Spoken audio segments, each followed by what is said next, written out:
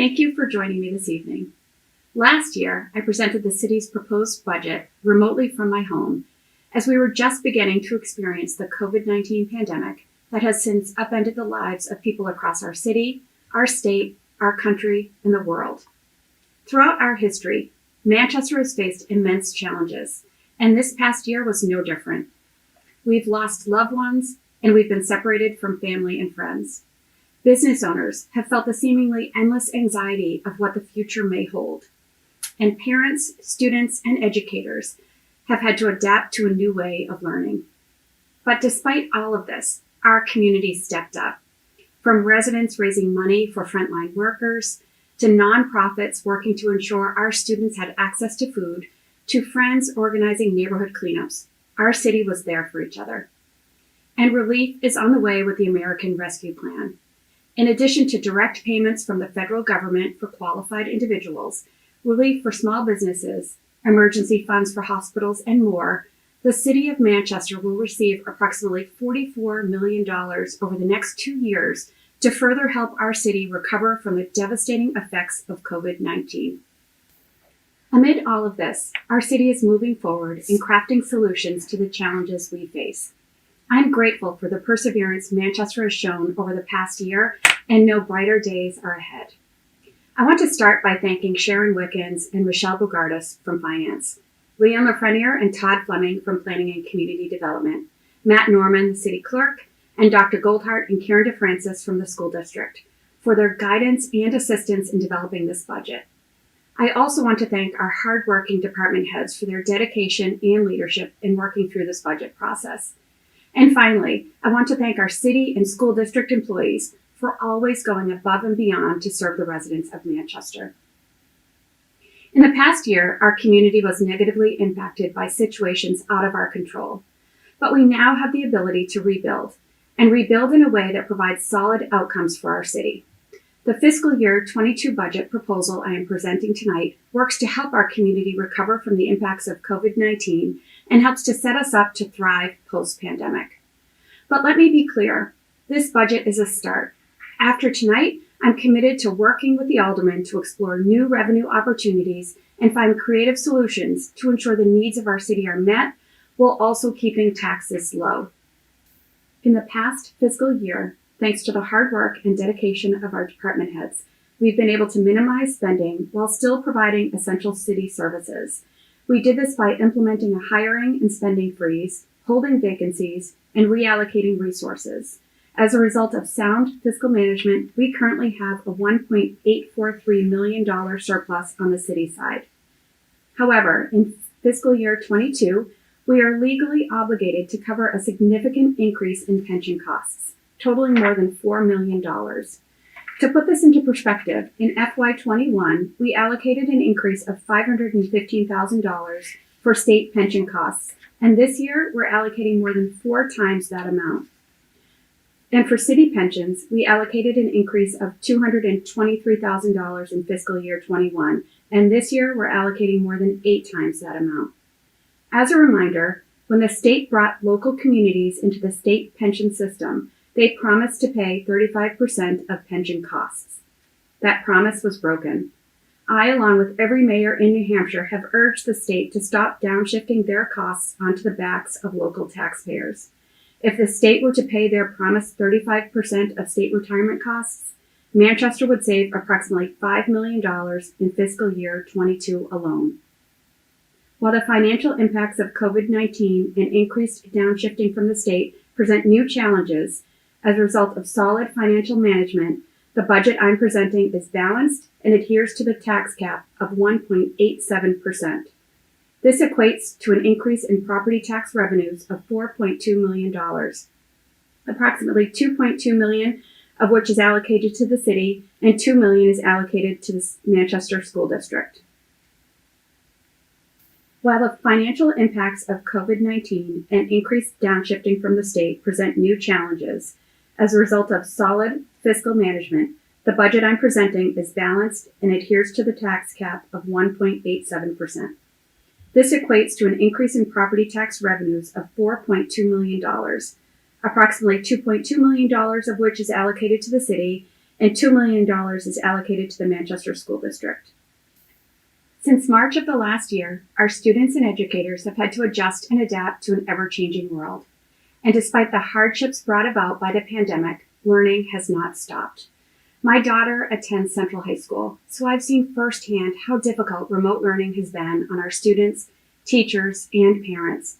And I'm thrilled we're now in a place where we're able to safely bring our kids back to school. The charter-compliant school district budget requests $173.1 million, which is appropriated in this budget. While I gave the district the most funds allowed under the tax cap, it still reflects a decrease in their overall operating budget because state revenues have decreased by $11.9 million. However, this budget covers current programming and staff and funds the collective bargaining agreements. In addition, with the use of grants, it allocates funds to deliver vital services to meet the academic, social, emotional, and physical needs of our students while maintaining current class sizes. This budget expands use of a new reading program that supports our newly adopted curriculum and helps meet our goal of all students reading at grade level by the 3rd grade. This new reading program will integrate all the way down to pre-K, the first time the district has had a focused reading program start at that level. It also continues investments in essential professional development, giving staff the tools they need to meet the academic, behavioral, and social and emotional needs of each individual student. In addition, the district's budget makes significant investments to ensure our school buildings are safe for students and educators to return to full-time in-person learning, and continues to fund improved ventilation and PPE. It also includes plans to utilize grant funding to replace air handlers across the district. The school district budget also outlines potential uses of one-time grant funding, including approximately $26 million in ESSER funds and millions more on the way through the American Rescue Plan. This includes technology advancements, curriculum adoption, literacy and math interventions, and adding additional outdoor areas for students at our schools. This budget also includes $4.7 million in bonding for capital improvement projects previously approved by the Board of School Committee. The proposed CIP projects include $575,000 for the purchase of 5 school buses, $3 million for deferred maintenance projects in our schools, $250,000 for deferred maintenance projects on school grounds, $500,000 for school parking lot rehabilitation, $150,000 for new landscaping and irrigation, and $300,000 for playground replacements. This summer, we also have plans to break ground on a new playground at Green Acres Elementary School, thanks to the Wesley's Way Foundation, in loving memory of Wesley Belisle.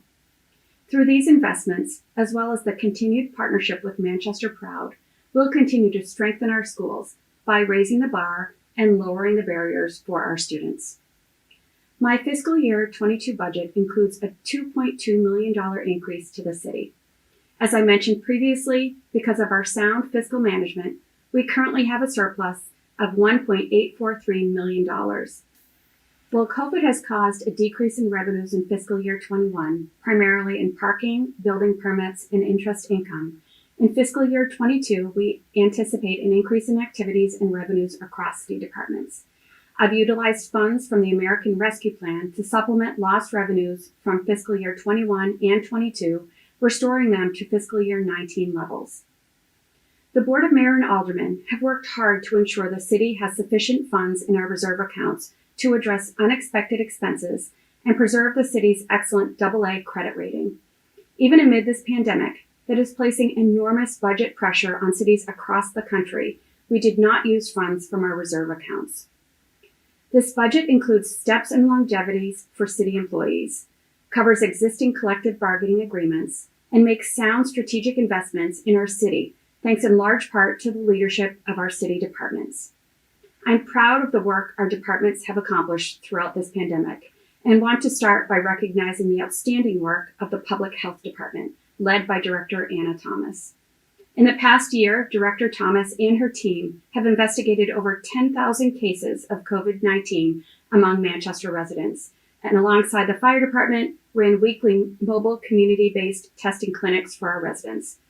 They also established the COVID-19 hotline, distributed winter care kits to individuals experiencing homelessness, brought on additional community health workers focused on providing culturally responsive care, and more. Yet it's important to note the health department's budget may not be sustainable long term. In fact, 60% of their budget is comprised of outside grants. While I commend the health department for their hard work in offsetting costs, and I encourage them to continue, we as a city need to be prepared in the event any of these funding sources decrease. Last year, I began the practice of allocating funds to a health department reserve. While I'm not able to allocate money in this budget, I urge the aldermen to do so. In FY21, our Public Works Department, led by Kevin Shepard, had to do more with less, operating with a fraction of their seasonal employees than in past years. This budget reinstates all of the department's seasonal employees, meaning we'll have staff to open the pools, maintain the Dairyfield Golf Course, run Fun in the Sun, and continue to maintain our parks and cemeteries. I've also worked with Director Shepard to identify $69,000 from his FY21 budget to reinstate the weekly yard waste pickup schedule through the end of June. However, due to the increasing costs associated with the Pinard Waste Systems contract, the alderman will need to identify $161,000 to the FY22 budget to continue weekly pickup. This year, Bob Gagney and the Assessor's Office will lead our reevaluation, where tax-based changes include additions, reductions, and all values are reset to 100% of the market. As we begin our 2021 reevaluation, the Assessor's Office estimates a tax base increase of approximately $3.4 billion, meaning the tax rate will decrease from $24.66 to approximately $18.10. As a result, on average, it's estimated property values in Manchester for both commercial and residential will increase. For many people across the city, our property is our biggest asset. And with property values increasing, our investments are as well, while continuing to build equity in a thriving housing market. Multiple departments are realizing savings in fiscal year 22 through retirements and cost savings measures, including human resources, welfare, the Manchester City Library, and senior services. This budget also shows cost savings in moving the Office of Youth Services into space at the West Side Library, eliminating their current rental payments and reducing operating costs. The safety of people in our city is our top priority. As a result, this budget makes improvements to help increase the safety of residents, visitors, and city employees. Our police department, led by Chief Al Aldenberg, is working diligently to keep our community safe. This budget leverages the COPS grant and adds 10 new police officers to the Manchester Police Department, resulting in the largest complement we've ever had. In addition, MPD revamped their annual training program, going from 8 hours to 40 hours, while also realizing cost savings. This includes additional training on the use of force, implicit bias, cultural responsiveness, and ethics. We're also working to make our police department more accessible, and in FY21, we allocated funds to add a police substation in Veterans Park. In addition, thanks to a partnership with Dean Kamen, we now have an additional substation in Arms Park at no cost to local taxpayers. The men and women of the Manchester Fire Department, under the leadership of Chief Dan Goonan, have continued their work fighting fires, assisting with the opioid epidemic, and partnering with the health department at testing and vaccination sites. Chief Goonan has worked to strategically expand upon the fire department's work, receiving more than $1.3 million in grant funds to obtain emergency materials, fund a coordinated outreach team, implement additional training for fire department staff, and more. In addition, by utilizing federal funds, we now have a Director of Homelessness Initiatives, who will be the city's primary point of contact for our nonprofits and the business community, and will coordinate initiatives to help those unsheltered. As many of you know, Chief Goonan recently announced his retirement. I'd like to thank him for all he's done for Manchester, caring for our most vulnerable residents, and in turn redefining what it means to be a fire chief. I wish he and his family all the best. While this budget accomplishes many things, there are some shortfalls. This budget does not include funding for expiring collective bargaining agreements, summer concerts, and membership to the Southern New Hampshire Planning Commission and the New Hampshire Municipal Association.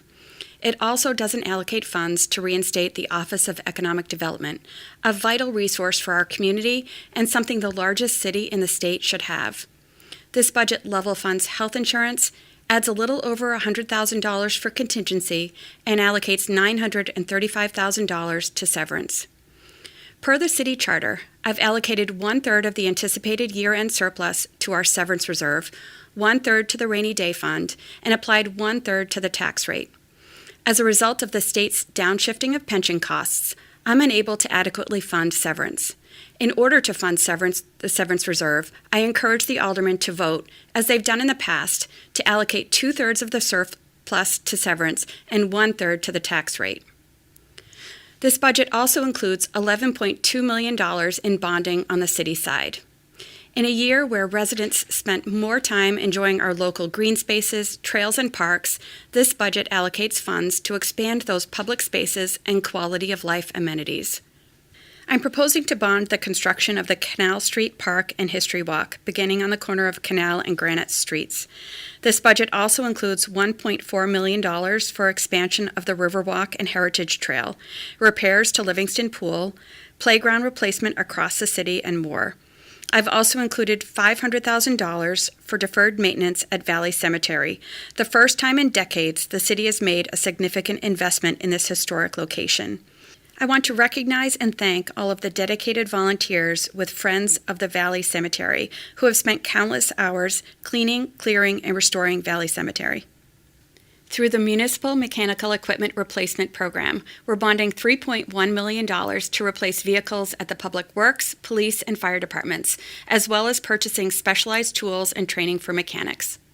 This budget bonds $4.5 million to address 13.8 miles of road, along with 30 miles of crack sealing citywide, resulting in 43.8 miles of street scheduled to receive some type of surface treatment.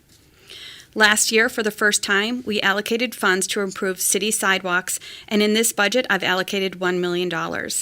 We'll be utilizing the Sidewalk Conditions Assessment to prioritize repairs for city sidewalks, school sidewalks, and making more sidewalks ADA compliant. And we'll continue with the popular 50-50 residential sidewalk replacement program.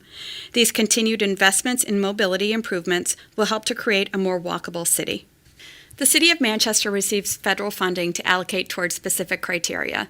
These come from 3 sources: Community Development Block Grants, or CDBG, Home Funds, and Emergency Solutions, or ESG, all of which have restrictions on how the federal funds can be used. Collectively, in fiscal year 22, there's $3.6 million available to fund requests.